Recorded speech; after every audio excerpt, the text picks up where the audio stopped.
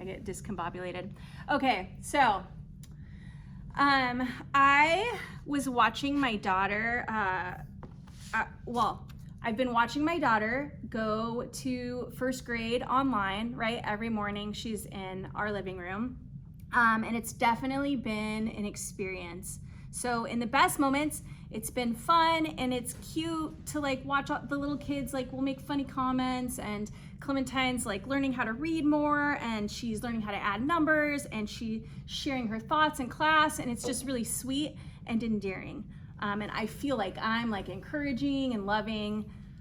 But in the worst moments, which I honestly probably think are more often than not, right? I don't know, Caleb's like in and out, but frustration like will flood my brain, and this overbearing need to try and control will overwhelm me. So like I'll watch her, and it's like, well, clearly we're gonna have to sit down later after school, and she's gonna have to write B and D over and over again because she cannot tell the difference. Or what's another one? She like doesn't understand number bonds at all.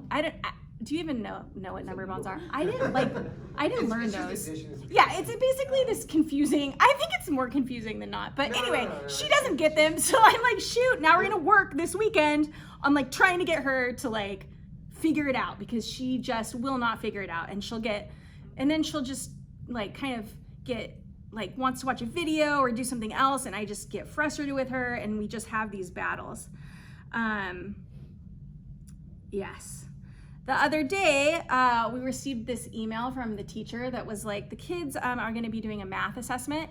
And in the email, it explicitly stated like, they're doing a math assessment today, and you cannot help them. Like, do not help them. We're doing this so we can figure out what their ability is and like put them in, the little math groups that's best for them. So of course I'm in the room when the assessment is happening. Of course I am, because I need to be there, right? And immediately Clementine gets confused just numbering her paper. Like, if I was like patient, it would not be a big deal, but I'm just quick to like being frustrated, and she's not even understanding how to number her paper. So I'm like, great, like this is gonna go really well, clearly. And so it's like, can I help her with that? Like, I mean, that's not really the assessment, so I should help her with that. And then she starts answering the questions, but the first one, she just doesn't get the numbering, and so she put the answer like halfway down the page, and it was like the right answer, but it like wasn't where it was supposed to go. So then I'm like, well, can I help? Like, I mean, like Clementine, like you need to put it where like the number one is. And so, or there was this one problem where the question was like, what are 3 numbers less than 10? Or less than 5.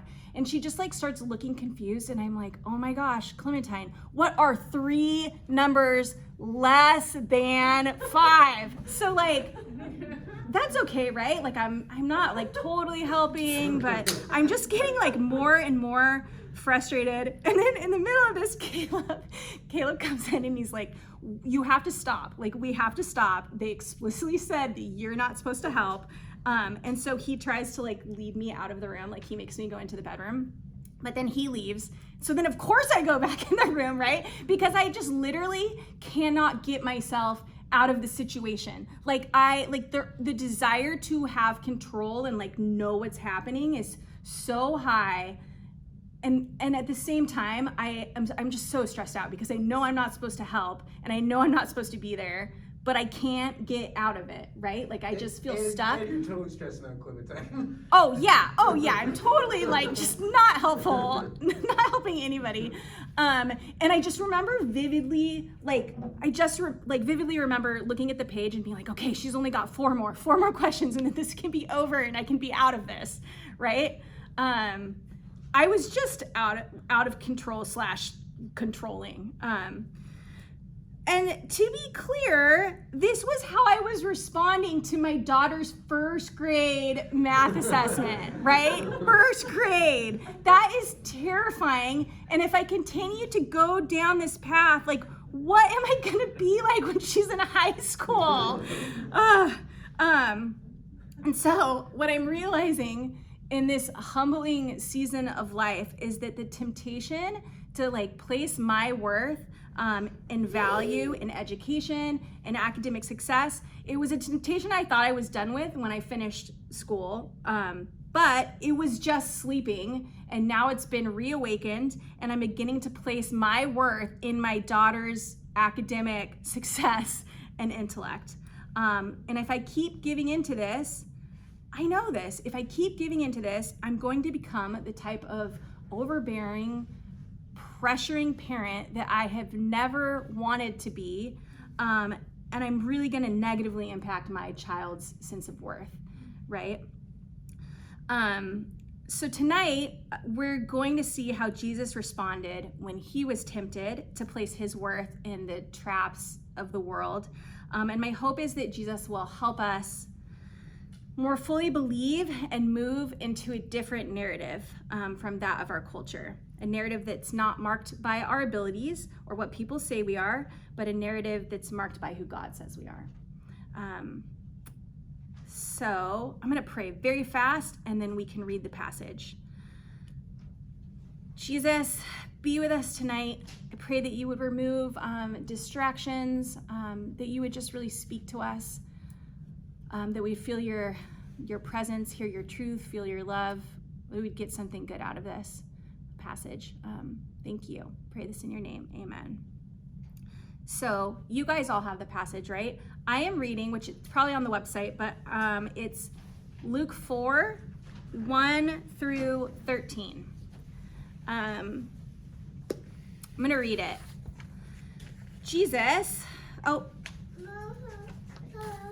no, I'm a 4. Someone asked what my Enneagram, but with a 3 wing. High 3 wing. Okay, Jesus, full of the Holy Spirit, left the Jordan and was led by the Spirit into the wilderness, where for 40 days he was tempted by the devil. He ate nothing during those days, and at the end of them he was hungry. The devil said to him, "If you are the Son of God, tell this stone to become bread." Jesus answered, "It is written, man shall not live on bread alone." The devil led him up to a high place and showed him in an instant all the kingdoms of the world. And he said to him, "I will give you all their authority and splendor. It has been given to me, and I can give it to anyone I want to. If you worship me, it will all be yours." Jesus answered, "It is written, worship the Lord your God and serve him only." The devil led him to Jerusalem and had him stand on the highest point of the temple. "If you are the Son of God," he said, "throw yourself down from here. For it is written, he will command his angels concerning you to guard you carefully. They will lift you up in their hands so that you will not strike your foot against a stone." Jesus answered, "It is said, do not put the Lord your God to the test." And when the devil had finished all this tempting, he left him until an opportune time.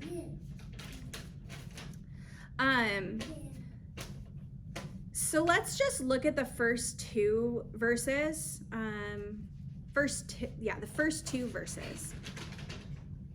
And what do you notice, or what strikes you? I didn't give time to look at it, so it's okay if it takes you a few seconds. That comes out to me is it seems like the devil is like an actual person in this story, as opposed to just kind of like a representation of evil, which I think like somewhere else in the Bible it's maybe not as clear, but here the Gospels seem to be very literal, and it would be like out of genre for this to be like a metaphorical account. What's interesting about that comment too is thinking about the fact that he's lonely, and well, I don't know if he's lonely, but he's isolated in the desert. That actually would be harder, I think, to have to deal with a figure, a person that's like actually talking to you. I don't know. I feel like that would be trickier. What else? Observations. I guess I haven't realized until it states that he was for 40 days tempted by the devil. So either these three challenges upcoming are, I mean, I guess they're the culmination or the climax of 40 days. Yeah, it says at the end that's when the conversation happens, but that leaves a question mark for like in what sense was he being tempted before that? Yeah, were they just Totally. Yeah. This is like just a snapshot maybe of what was happening for Jesus, right? That's just intense. 40 days. That's longer than a month. I mean, that's a long time. Another thing about 40 is we've heard that number before. It occurs 146 times. That's a lot in scripture. And it's usually connected to a period of testing or trial or waiting. Moses was on the mountain for 40 days getting the 10 commandments. The Israelites were wandering through the desert for 40 years. And it was a time of failing at the hands of temptation for them, right? They worshiped the golden calf. They grumbled about food because that's what people do. So, yeah. But Jesus is going to handle this differently, right?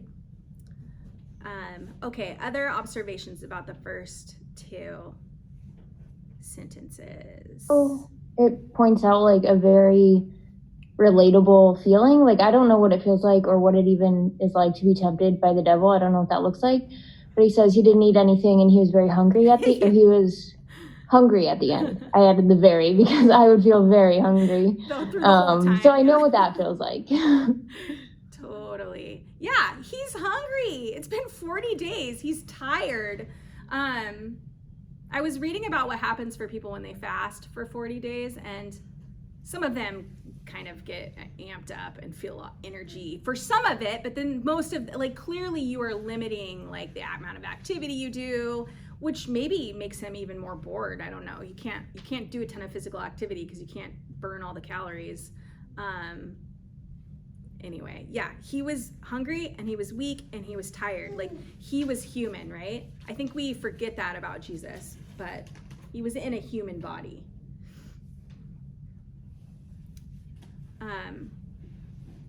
One last thing that stuck out to me was that there's just two verses, right? And it seems to be an emphasis on the Spirit.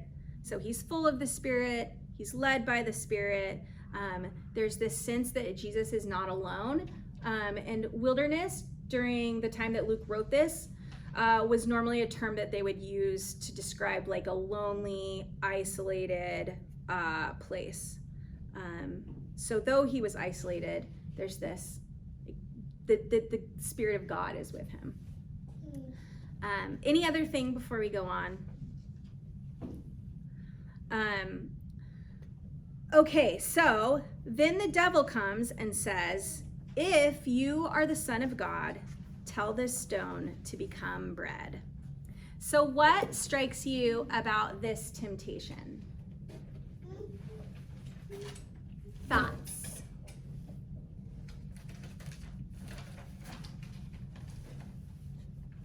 Hungry. Dude's hungry. Totally. He's totally hungry. And I feel like that's really tricky for him. That's a tricky situation to go into, right? I also Well, it'd be easy to like self-justify. Do you know what I mean? Like, it's been 40 days. Like, I literally do need to eat. Like, I am very hungry. This would be good for me. You know, like, I can see how that is a weakness. Like, I deserve this, right? I need food. Like, I've been doing this for 40 days. Enough's enough. And what it made me think about is we put ourselves in that situation too, right? Like, man, this quarantine has been really rough. COVID's been really rough. And so I deserve some comfort. Like, I deserve to be drinking more. Caleb and I, deserve to like have some beer more than 2 days a week. I deserve that shiny new object that I've been wanting for a while. I deserve to binge watch Emily in Paris, which I have done and did thoroughly enjoy. But I can spend some time binge watching stuff. Already through all of it, huh? What? You're already through all of them, William? Not the last two, but I'm saving them because I'm enjoying it so much. I can spend an hour on my phone because I just need a break, right? We can fill in the blank. I can flirt or hook up with this person even though I know that they're not right for me. But I need a little bit of comfort. Were you gonna say something? That was better, way better. Okay. Well, What also Yeah. strikes me about this is that like a lot of the things that you just said, Deanna, are like things that clearly maybe lead to potential destruction if overused or whatever. But like here in the scripture, it's very like simple. Like obviously, like this thing is a good thing. Yeah. Like eating the bread, doing this activity, like these are like they're not bad things that I could be tempted by, and like they could potentially turn into bad things. But like I don't know, it just feels like very like it could be anything. Yes. No, that's a really good. And not necessarily like what society might say is like this, this is a bad path or whatever, like don't do drugs or something. That's just like it could be having fun with my friends as opposed to like spending or time with God watching something. Emily in Paris, right? Like not a bad thing. It's just how much time, like, am I devoting hours of doing that to doing that instead of doing something better, right? Yeah, like, yes, that's a good point. Any other thing that you noticed about the first temptation? I looked at Janice talking, I know she's got some stuff on this, but I just love, or not love, I mean, I think it's really rich that the first three words that the devil says are, if you are, like questioning who Jesus is. Like, if you are who you think you are, then show it. Like, yeah, that seems like the deepest way that we can get hooked into things that we don't, that aren't who we are.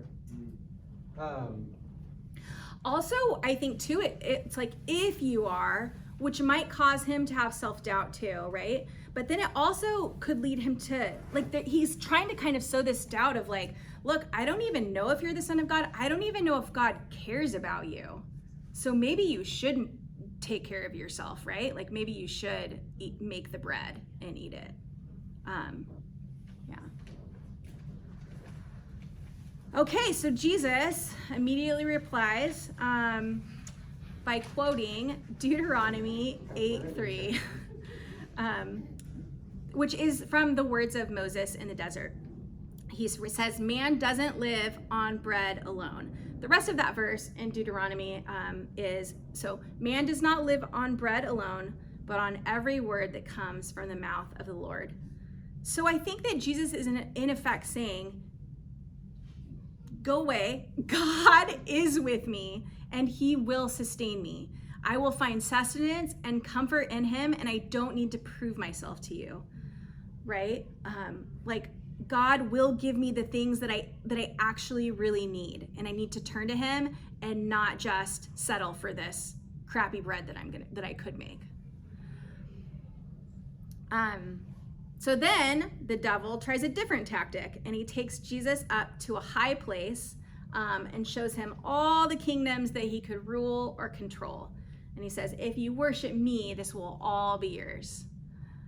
Again, he's been spending 40 days isolated, wandering around in a lonely place, being tempted. What strikes you about this temptation? I think it's interesting that he has something more to offer than like God himself could offer to him. Like he's offering him power as if this authority and power wasn't given to him in some way or another, like by God, who's already in control of all of it anyways. Totally. That's good. What were you gonna say? Oh, go. Or wait, hold on one sec, Garrison. Are you gonna say something? Oh, okay. Garrison. Oh, thanks. I was just gonna say it's pretty insane, like the audacity of Satan to go to the Son of God and be like, "Yeah, worship me." Like, what? Yeah, totally. In character though. I think what's really interesting is that Satan's kind of offering him like a shortcut out Yes. of what God's going to give him all in the future already, what God's promised him. You know, he's the king of kings, going to be the king of kings and lord of lords. He's going to ascend to the right hand of the Father, you know, and be king over everything. Yeah. In an early- Without all of the Yeah. suffering, Without the right? suffering, Like yeah. just easy, Yeah. take it. I mean, Yeah. how tempting would that be, right? Yeah. And I feel like it's really tricky because Jesus would be a really good ruler. He would be awesome. Like he would be the best. He would be compassionate and wise and peaceful, and he'd be fair. And so he can take this easy path to do the thing that he's meant to do, which is to be king, right? It's so seductive. And then just all the power to be powerful, to have all these people love you and praise your decisions. Like it would be so validating. I never thought of it from that perspective before, but from that perspective, it seems like there is a message about the means means don't justify the ends. The means don't justify the ends. Yeah. Or the ends Or don't the ends justify don't. Yeah, I'm sorry. The ends don't justify the means. Yeah, Or yeah, just yeah, the yeah. process is important or something. Yeah. Yeah. It's a journey, not a destination. You guys want to go around and? Yeah, Yeah. you're right. Also, I just like that's the caveat that he has to, for that, because Satan could evidently just give him all the kingdoms if he wanted to, evidently, you know, be like, here you go, but you have to worship me, so you have to submit to my will and no longer submit to God's will. Yeah, all the power, but none of the goodness. Yeah, or just like you have to, it's not, because I mean, obviously, I guess if Satan wanted to, evidently, he'd just give him all authority to all kingdoms, but it has to be under his condition, and that condition is to not be submitted to God's will, but to whatever he wants. It's an interesting reversal. I don't know how serious to take this theory, but I've heard some like Pentecostals who think that God gave control of the earth to humans. Humans gave control of the earth to Satan. Therefore, it is Satan's, like to give or something. But it's kind of like an interesting reversal to be like, I will give you everything that is yours if you'll reverse the roles for a second and let me be the one worshipped instead of God. What's the ransom theory of atonement? Yeah. It's all just Chronicles of Narnia. That's literally plays out. I think that's, yeah, just watch the last, and the Chronicles of Narnia movie, it's literally, it's part of the scene, so. Yeah. Man, should have just watched that. Yeah. Should have just watched a clip from that. Yeah. Okay. Any other comments? I find it odd on this one and the next one that the devil led Jesus to these places. And I don't know if it's a translation thing, but like inherently that means Jesus followed it, right? Yeah. I've always found it a little odd that Jesus is led by the Spirit Yeah. into the wilderness to be tempted by the devil. It just, to me, like I don't quite know how to square that with the whole idea that God does not tempt anyone, and if you're tempted, it's you who's being, like, it's your humanness that's being tempted. I've always found that a little wobbly Disconcerting. how to kinda get, between those two things. So he's led by the Spirit to be led by the devil. Odd. Well, It's funny. I To do thi- like it I'm though, gonna if take we're that- thinking about what Seth was saying about it being that ends don't justify the means, or like that it's this process that like Jesus / us, clearly, maybe it's it's probably for our benefit, but he's like learning something about what it means to be the son of God and to be obedient, and through this that is good for him. I don't know. Well, Anyway, Yeah, go ahead. sorry. Oh, I We're was like gonna getting in the say, weeds, but I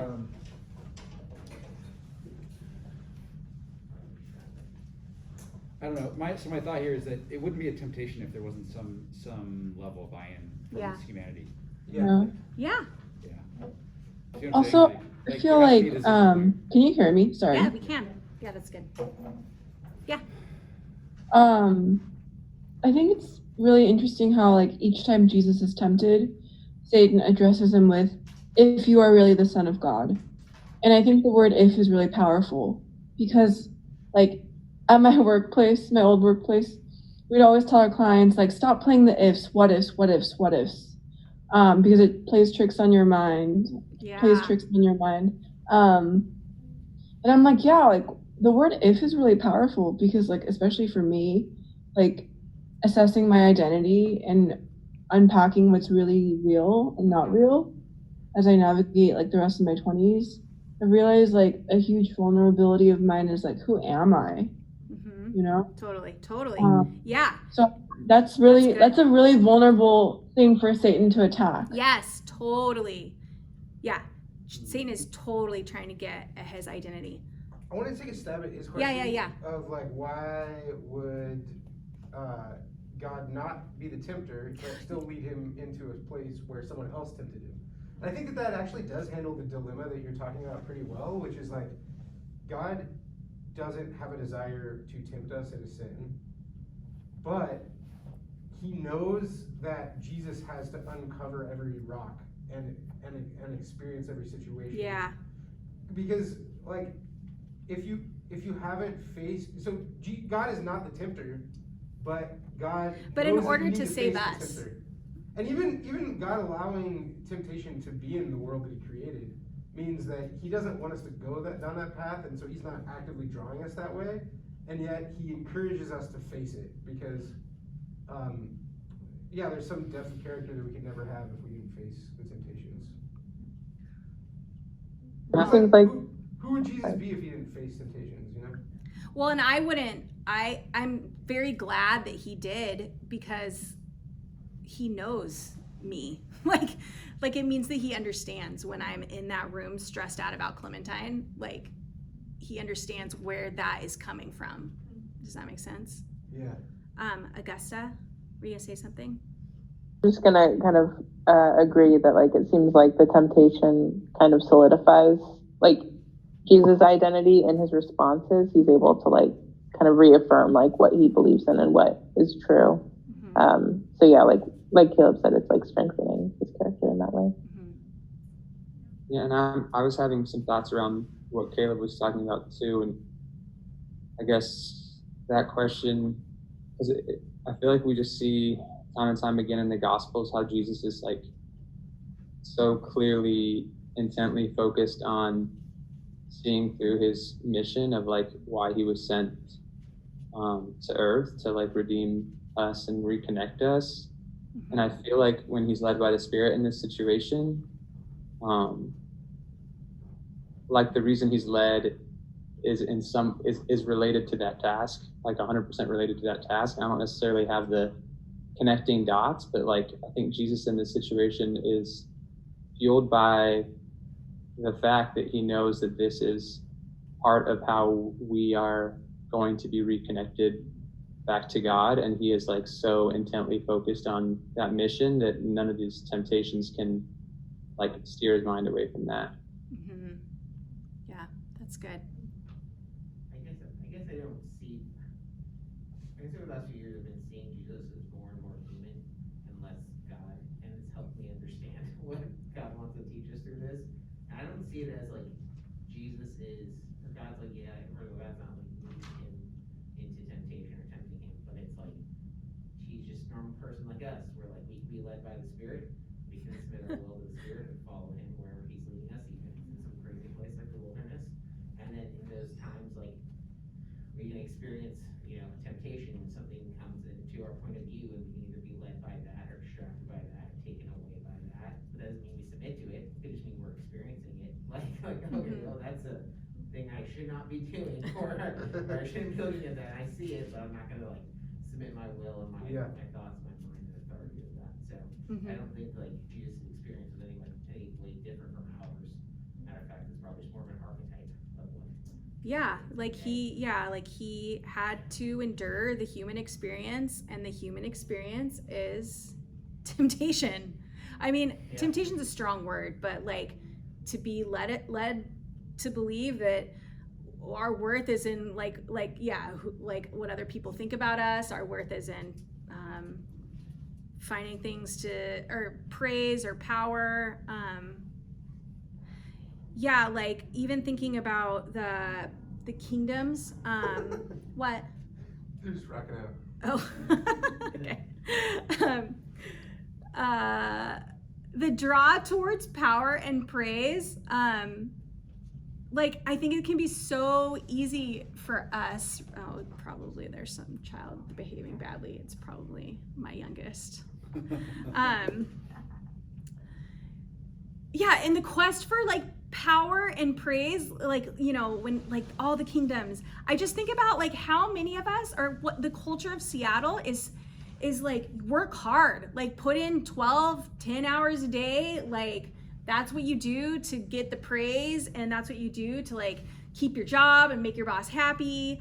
That there's tons of value in like overworking yourself, or yeah, to receive like affirmation from that.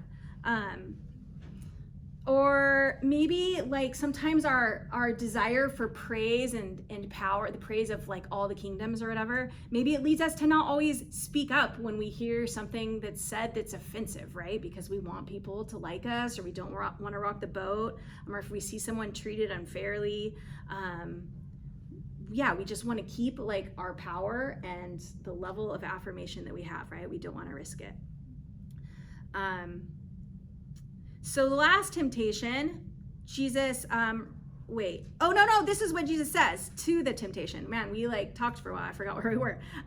So Jesus refutes the devil and says, it is written, this is again the words of Moses, worship the Lord your God and serve him only. So basically, God is the one that I will worship, not you. And deeper than that, like I don't need this power, right?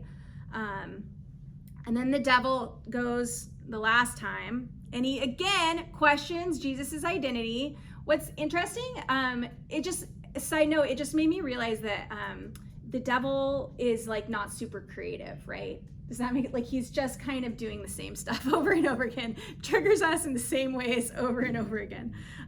But he says, if you are the Son of God, throw yourself down from this temple, the temple in Jerusalem where all these worshipers are, right? And surely God will save you, or something. And again, it's like he's saying, show your power, show all the people that are worshiping right now that you're the real deal, that you're the Son of God, that you can fly, that you have the power to save yourself from death. And again, that because you can save yourself from death, you're totally worthy of worship. I feel like the voice of the enemy does a variation of this to us all the time too, that the good life is when people praise you and love you. And so prove that you're worth their time by being smart or being funny or interesting or beautiful. Like you need to impress people. And so try to wear the right clothes, or work on make your body like look a certain way, or go on these fun travel adventures so that you have cool pictures or you're interesting. Or maybe you feel like there's pressure to fit into certain cultural expectations. And if you can't do this, then you're not worth it, right? You're nothing. I feel like we get that message. We feel that inside of us, a lot of us. Yeah, we feel it. Jesus answered again, quoting Moses, do not put the Lord your God to the test. And the complete idea that Moses was communicating, I think this is interesting. So the complete idea that he wrote, it's in Deuteronomy 6. Don't put the Lord to the test. I'm taking out, what do you call it? There's some ellipses here. I'm removing some stuff. Not much though. Do not put the Lord your God to the test, but keep his commands, be faithful, so that it may go well with you and you may go in and take over the good land the Lord promised. So I feel like it's Jesus is saying, I trust God. I trust that he is better than any of this. He's better than bread and comfort, better than power and success, better than the fickle praise of other people. Like I trust in something better, and me and God are going to usher in a new kingdom, a good land. And I'm not going to do this. I'm not going to do this by saving myself, by like falling off a temple, nor through displaying worldly power or worrying about the affections of others, but I'm going to do this by dying painful death in front of mockers. Completely different picture of a life than the life that Satan or the devil is showing him. I think one of the key things here that Luke wants us to notice, that God is trying to communicate to us, is that Jesus was able to resist all of this because right before this section, right before Jesus sets up shop in the desert, Luke writes that Jesus was baptized, and he says, this is what happens when Jesus is baptized. When all the people were being baptized, Jesus was baptized too. And as he was praying, heaven was opened and the Holy Spirit descended on him in bodily form like a dove, and a voice came from heaven. You are my son whom I love. With you I am well pleased. You are my son, so don't let the devil or anyone else tell you otherwise. And I love you and I am pleased with you. And it was from that spot in the Jordan that Jesus left for the desert. Like, he directly leaves from the baptism to the desert. So why do you think that happened right before his temptation? Like, what's striking about that?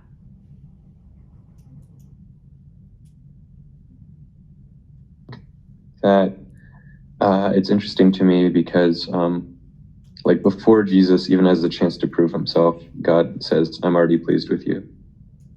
Yeah, he has done nothing, no ministry, just done nothing to deserve God's love and affection and pleasure.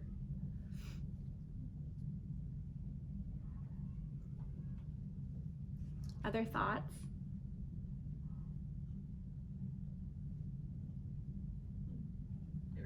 Back to that same thing we were talking about earlier with like having it be relatable while he's tempted. Like, the only way that we're able to overcome temptation is with the Spirit of God also. And so without the Holy Spirit, like, we don't have that assistance coming from God. Mm-hmm. Yeah. So I think that's kind of like the same thing of Jesus being in our shoes fully and like understanding our experience after he's gone. Yeah. It's good. Yeah, it was me. Oh, okay. It reminds me, I've been thinking a lot about how when the Lord washes the disciples' feet, there's a very clear verse when it says that knowing that he had come from God and that he had all things, thus he gave and thus he washed their feet. Mm-hmm. And I feel like there's a similar connection because it's in this security of, no, I am secure. And thus it mobilizes him to be radically humble and have a servant heart. That's just not possible when you say, like, when we're striving, when we're trying to prove ourselves, and that rest, I don't know, that ability to serve, I feel like can't come with an honest heart unless there is that security of identity. Mm-hmm. Totally. He needed that voice, right? Because like a couple days later, Satan's like, if you're the Son of God, if you're the Son of God. Yeah. I like that idea that, that Jesus knows, God knows that we're human and Jesus is human, and humans just we need to like hear that from God. Like, we need to believe that we're loved by him. Any other thoughts?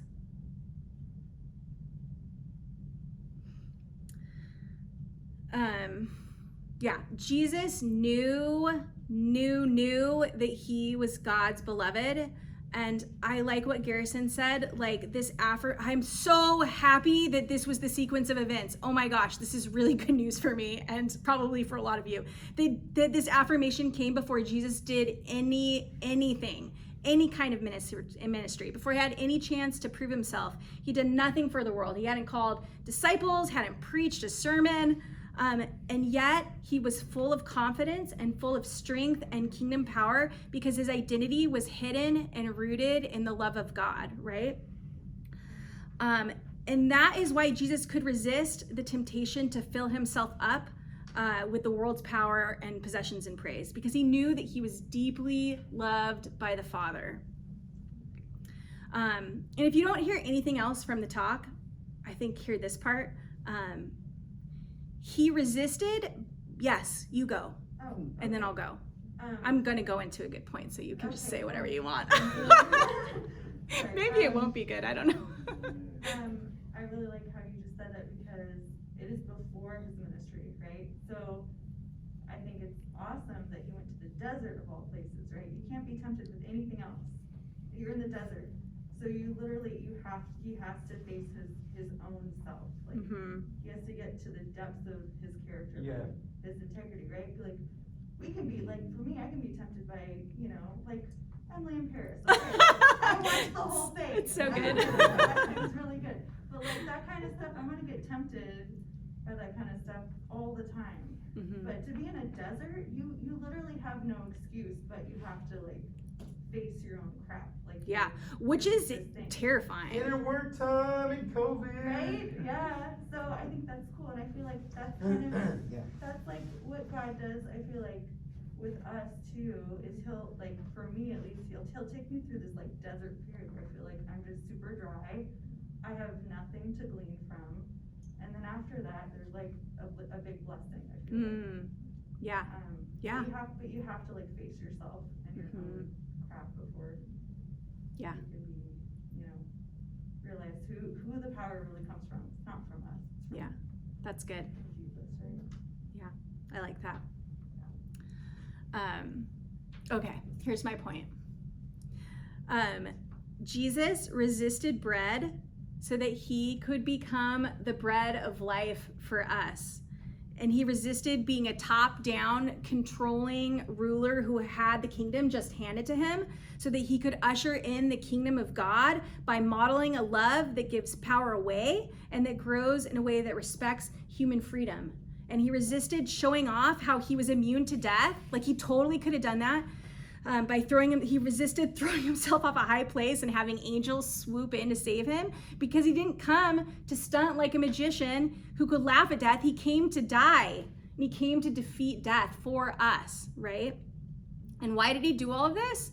He did it so that we can hear that voice he heard before his temptation. Jesus' death made us part of the family. He made us part of the family, and so it made God our Father too. And so now we can hear the voice of our Father telling us that you are my son and you are my daughter whom I love, whom I created. With you I am well pleased.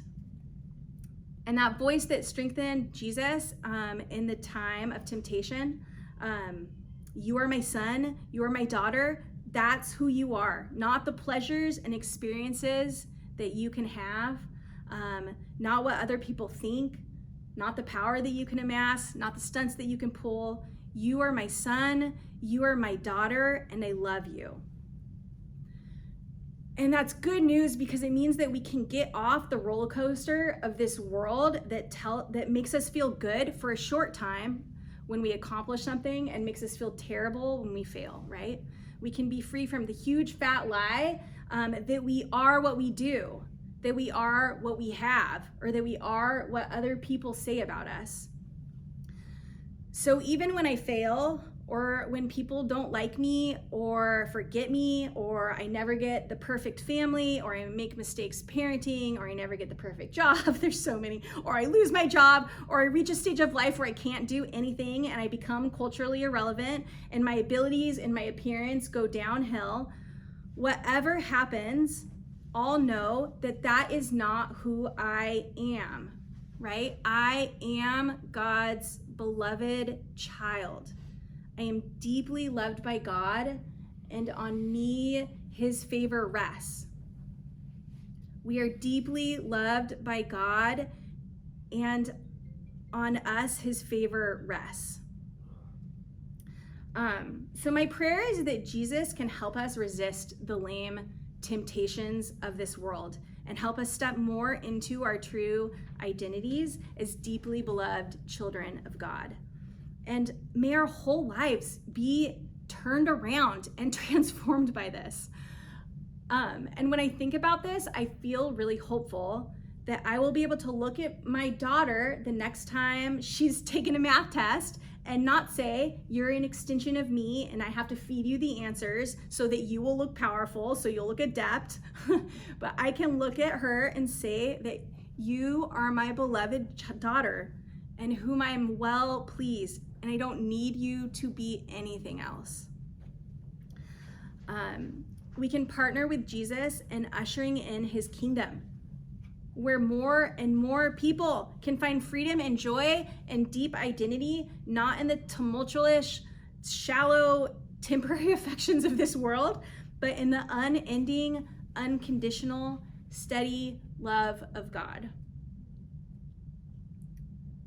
Yeah, I'm going to pray for us.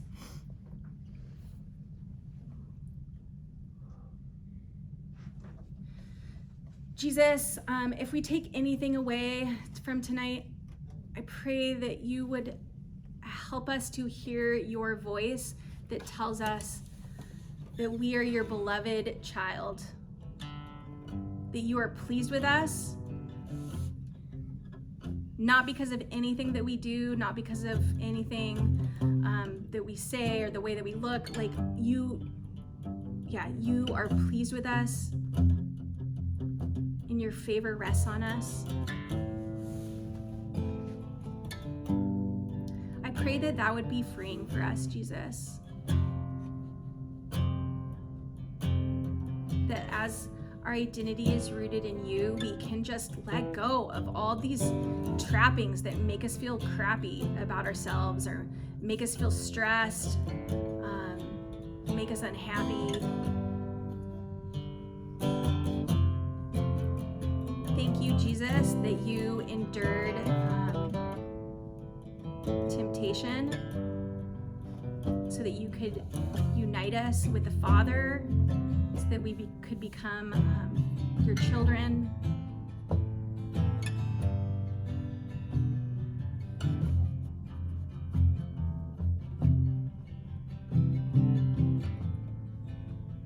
Yeah, Jesus, I just, right now, I'm just going to take a couple seconds. And I just, if you want to give people in this room, people online, like a picture of your love for them, how you see them, maybe a feeling or a word or whatever it is, Jesus, I just pray that you would do that right now. Yeah, give us a picture of your love for us.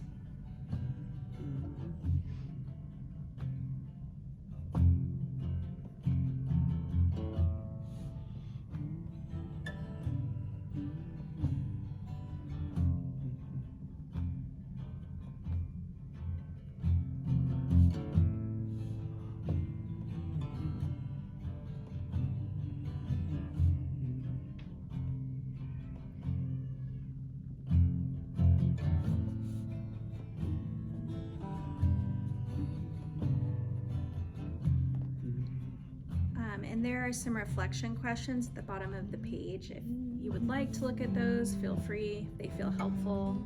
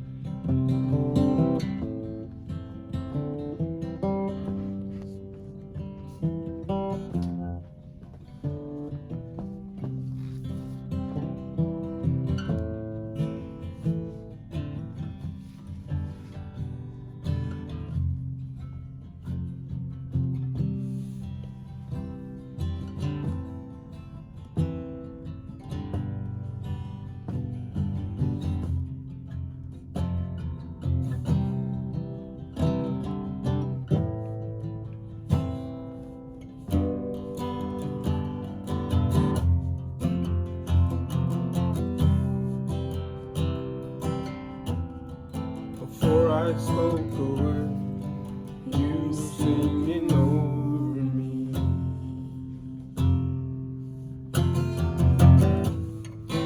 You've been so, so good to me.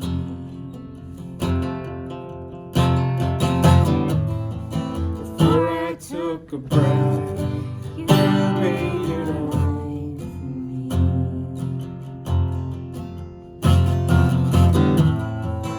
You've been so, so kind to me. Oh, the overwhelming, never-ending, reckless love of God. Oh, it chases me down.